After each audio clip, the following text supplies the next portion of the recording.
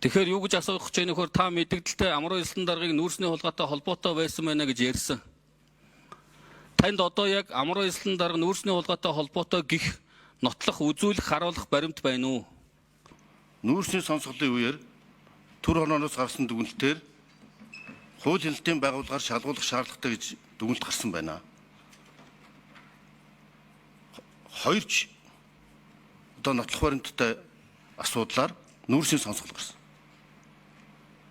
Би хэрэг бүрдэх мөрдөн байцаах ажиллагааны нууцыг мэдээд энчээ ярих ирэхгүй албан тушаалтан тавхан хаалттай холбогдох газруудаас бүх мэдээллийг сонсч болно, авч болно.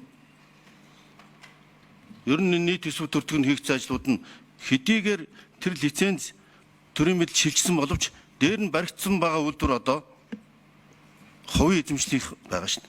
2023 оны 9-р сарын 26-ны өдөр Германы нэр бүхий сайт хэвлэл мэдээллийн хэрэгслүүдээр амруу эсгэлэн даргатай холбоотой ностой авилгалын мэдээлэл цацагдсан.